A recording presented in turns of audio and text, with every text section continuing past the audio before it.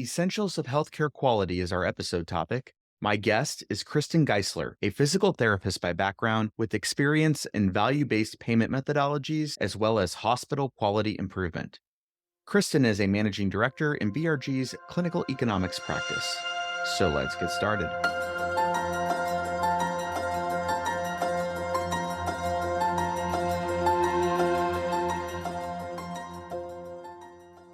Welcome to the BRG Nurse Executive Podcast. BRG is a global consulting firm that helps organizations in disputes and investigations, corporate finance, and performance improvement and advisory. BRG's healthcare performance improvement practice offers multidisciplinary services to healthcare organizations. We focus on implementation with innovative, independent, and data-driven solutions. In the BRG Nurse Executive Podcast, we discuss improving patient care by advancing nursing leadership. For more information about BRG, please visit thinkbrg.com. Now here's your host, Nick Chmielewski. Kristen, thank you so much for joining us today. Thanks for having me, Nick. Before we get into the topic of healthcare quality itself, can you share a little bit about yourself and how you ended up specifically within the quality arm? I know you're a physical therapist by background. Yeah, quality is one of those really interesting fields in healthcare because it's one of the only main disciplines that you don't actually go to school for. Nurses, doctors, radiology techs, pharmacists, all those folks go to school for their discipline, but quality is something that most of us fell into one way or another. Like you said, I was working as a hospital-based physical therapist, and the way it all transpired is I was assigned to sit on a pressure ulcer committee. And right away, I was drawn into all the conversations about data and process, and I was hooked from there. Eventually, I actually left physical therapy and went into quality in the hospital space and was lucky enough to end up leading a quality department in a hospital in Maryland.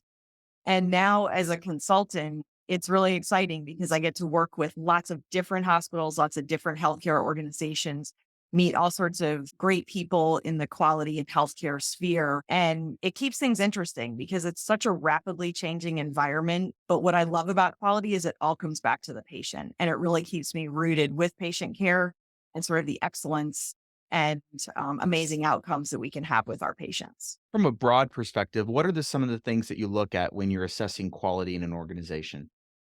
Yeah, I really like to look at an organization or a quality improvement department from a people, process, technology, and outcome perspective. I always want to see, first and foremost, if quality and performance improvement is a culture throughout the organization, if there's truly a focus on continuous improvement, or if it's just something that's in name only, in a policy or a procedure, but it's not something that everyone really embodies throughout the way. So that's one of the first things I look for. That leads into understanding how the organization uses data and information to drive improvement. What I want to see is, do the leaders have access to understandable reports, dashboards, and are we putting action plans in place from those reports and from those dashboards? And the other piece that we look at there is not just what data and reports leaders have access to, but are we bringing those data, those reports, that information to the front line and to the bedside? And the way we look at it is really everyone in the organization is a stakeholder of quality. And that makes me want to ask the question, do they know their role in that? And do they understand the impact? And are they shown that data to show how their role, their processes are driving patient outcomes and patient success? So specific for BRG for a moment, we do a lot of different implementation work for our clients. Some are very niche in one area, performance improvement. Others are much more broad and across the entire enterprise. Specifically within quality, though, what type of things are clients looking for when they engage you for quality work? It could really be across the board. Oftentimes, what leads them to want us to come in is maybe a reduction in their leapfrog score, or they hit a bad penalty on the Medicare pay for performance methodologies. And sometimes those are really the first place that a leader will recognize, oh boy, we have a problem here we want to bring someone in to understand if we have really the best policies, procedures, culture in place to drive some of those outcomes.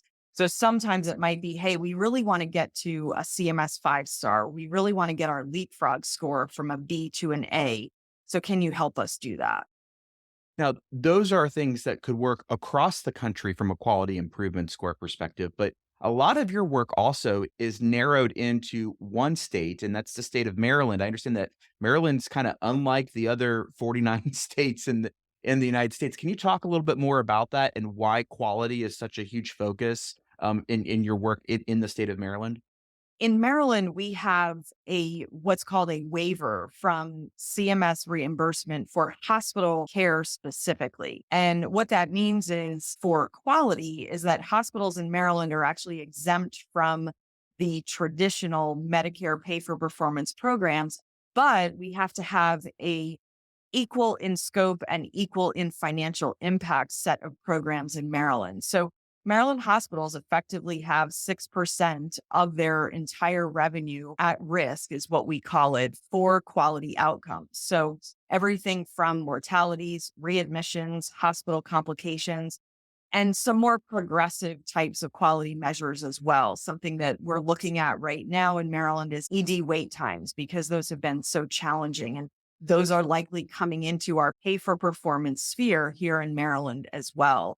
So hospitals in Maryland have really been, I think, held to a higher standard from a financial perspective. And it's very much all payer in nature. So for readmissions, for example, we're not just measuring Medicare readmissions, but we're measuring readmissions amongst the entire population. I think what this has led to in Maryland is some more pervasive population health strategies. And hopefully, we're going to talk a little bit later about equity as well. We're seeing some new measures come into place in Maryland related to equity. We have our probably the first of its kind measure around equity and disparity in readmissions, where we're looking to close that gap between readmissions in a higher disparity population and readmissions in a lower disparity population. It's pretty interesting. It's led to some, I think, very unique quality measurement opportunities here. How should nurse leaders assess quality in their organization? Some of those things that we talked about is probably a really good first start. If I'm new to an organization as a nurse leader, one of the things I might want to understand is, what is our leapfrog score? What is our CMS pay for performance penalty amount that we have right now? Those measures aren't perfect, but I think they're a good canary in the coal mine, so to speak, because they measure common themes throughout all of those different programs and report cards. And it will help a nurse leader to really understand at that point in time, what does the public know about our quality? How are we being judged? And unfortunately, how may we be penalized financially from either CMS or other payers for our quality outcomes? That sounds like a lot. Yeah. So, how should I decide what to focus on? Yeah, that's really the $1 million question these days. There's so many measures. If you add up all of the measures in CMS 5-star, for example, leapfrog, all of the Medicare pay for performance programs, you get to be well over 100 measures in scope. It's enormous. And we know you can't focus on every single one of those measures, right? You could never possibly do that. So what we've done is actually created a prioritization matrix for hospitals, and it allows them to align all those measures, the weights of the measures, the performance in those measures, and really float up to the top. What are the key outcomes, key processes that we really need to work on? There's so many. So we've got to be able to focus and prioritize and then communicate that to the organization.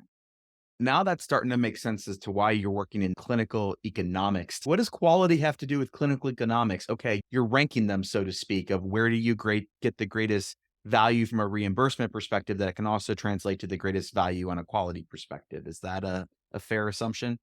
Exactly. And while I don't love it having to be financially based, it's certainly going to be a key driver for the organization to place resources on a particular process that we want to improve. or to gather enough departments together where we have the bodies needed to make that impact. So, understanding things in terms of the financial impact, the economics, if you will, of the quality and the quality outcome can sometimes be helpful for driving that change. Specific to nursing, are there any particular measures that nurses should focus on? When we've worked with organizations, what we try to do is look at components of the different domains or dimensions that are what we would call nursing sensitive.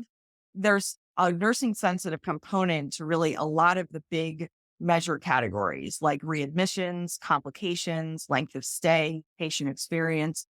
I think one of the most interesting ways that I've seen an organization bring together nursing and the quality measures is having a nursing peer review committee where they bring nurses together that might be part of a quality committee. It might be a subset of the quality committee, but they bring them together to actually review cases and mine for opportunities to either fine tune processes, look for opportunities for improvement, standardize workflows, and really improve the outcome for specifically from a nursing perspective. I've found that it gives them a good sense of ownership and a good collaborative opportunity that then can be spread to other departments in the organization. What's the makeup of that committee? Because are they the operational leaders? Are they the clinical nurse specialists if you're using a CNS model? What's that look like? I've seen it a few different ways. I've often seen it as the clinical nurse specialist. A lot of times, the educators from the units will come together and be part of that. But what I really love to see are also some frontline nurses on that group as well, because often they're not in the thick of it in committees. They're really at the bedside. But if we bring them to these committees, have them look at records, have them share their experiences, they can then bring that back to the bedside as well. So I think a nice mix of both operational leaders, clinical nurse specialists, and especially educators, and then frontline staff really helps round that out to a nice improvement opportunity. Not just a peer review group, but any sort of quality improvement committee, if you will, that's either focused broadly or on a specific process. It's always nice to have folks from across that chain of command, if you will, but especially folks at the bedside. You need that experience to be able to inform the process and drive that improvement. And then specific for nursing quality outcomes, is there a good size for that committee that you would recommend? Is there a size that's too small or too big? What's that sweet spot? Yeah, it really probably depends on the size of the organization and the different types of service lines in the organization. So, if we have a fairly robust organization where we're treating medical, surgical, OB, and maybe even some tertiary quaternary care, I'd say at least a representative from the different major unit types. So, someone from med surge, let's say, someone from critical care, someone from obstetrics. So, think you easily get up to about 10 folks on a committee. Is it ever too small? Maybe three or four might be too small. I think it's always nice to get at least a few different opinions and a few different folks in the mix. So probably 10 is a good sweet spot. How can nurses get involved in quality improvement within their organization? So it's probably a little bit different for nurse leaders and maybe frontline nurse staff. So let's take nurse leaders to start. I think the biggest opportunity is really getting out and about on the units, rounding with patients, rounding with your staff, even grabbing one of your quality peers, one of the quality leaders, and walk around with them and understand what each other's seeing. You might see different opportunities when you're on the units, but what I really love is talking with the staff. So asking the staff, what keeps you up at night? I used to work with a president of a hospital, and she was actually a nurse herself. And every time someone walked into the elevator with her, that's what she would ask. She would say to that person, so what's keeping you up at night? What happened yesterday that you were worried about when you left here? And that was her way to mine for information on opportunities to improve. But then also thinking about asking the staff, what good catch did you have today? What could have happened, but didn't happen because somebody caught it? And I think we often have more to learn from those experiences of what went right versus those experiences sometimes of what went wrong. And I think even talking to patients and asking them, is there anything we could have done better today? What did we meet your expectations today? We can learn so much about quality improvement by talking to patients. Then, from the staff perspective, while they can certainly do those rounds and talk to their peers and talk to the patients, I think it's just so important for the staff to know that you don't have to work in the quality department to impact quality.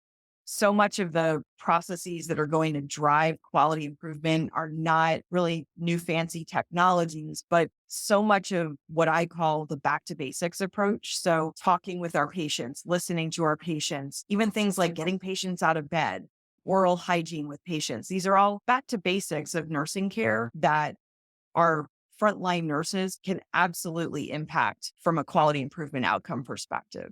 What are some of the important trends right now that you're seeing in quality? I think the biggest trend that we're seeing right now relates to measuring equity, disparity, social determinants of health, those types of elements.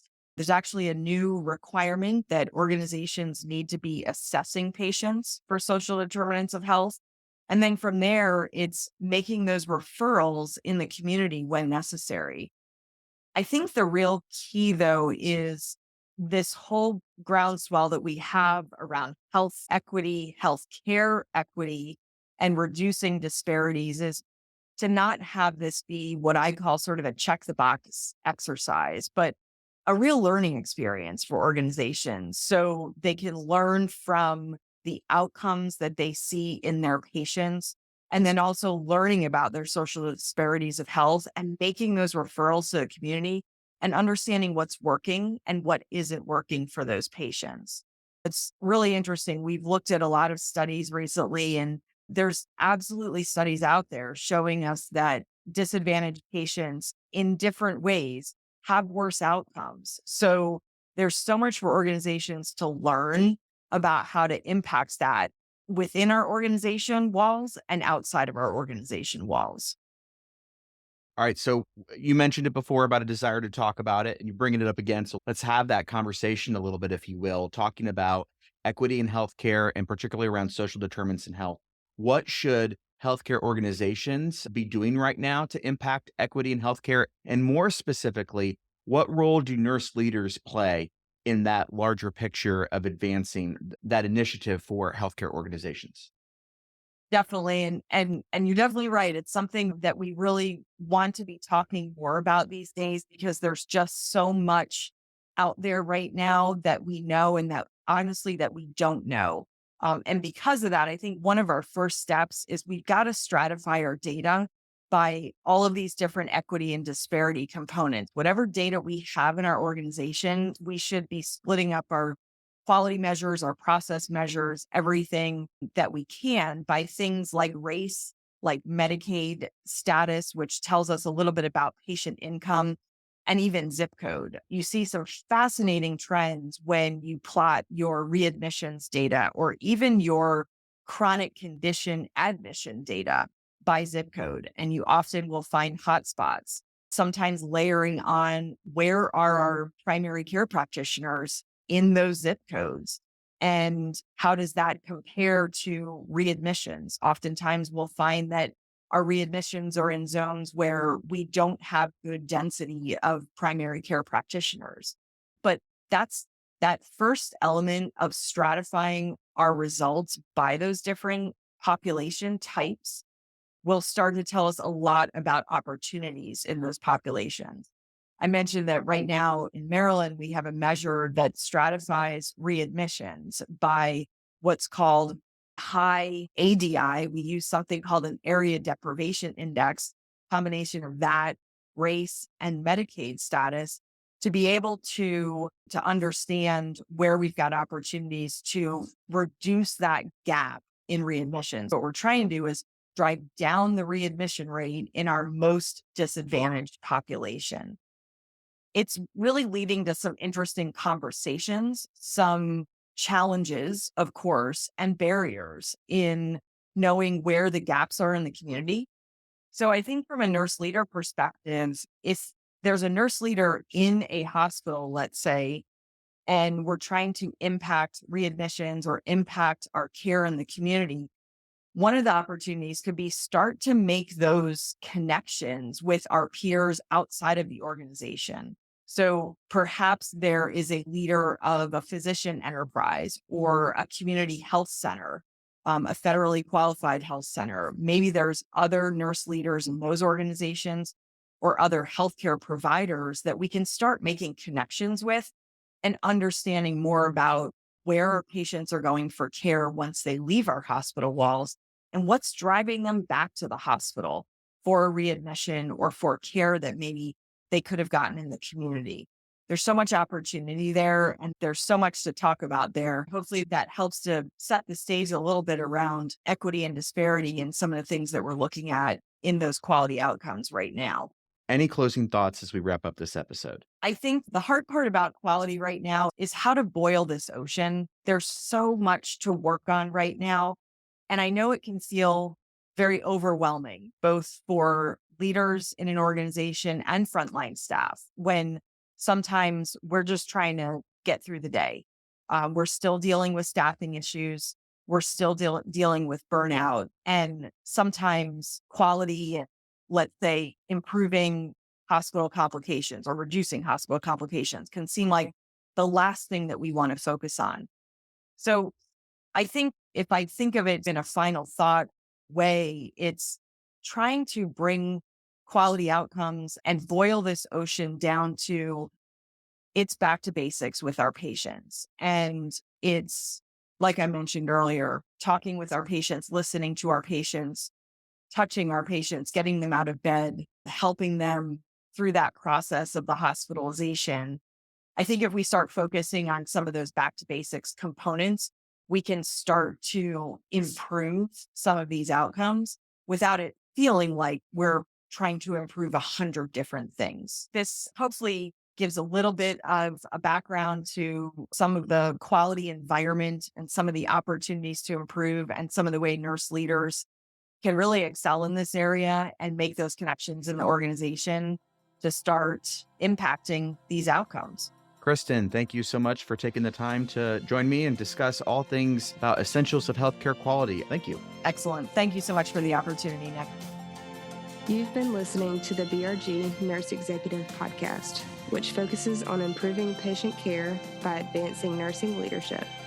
The views and opinions expressed in this podcast are those of the host and podcast guest and do not necessarily reflect the opinions, position, or policy of the guest employer, Berkeley Research Group, or their other respective employees and affiliates.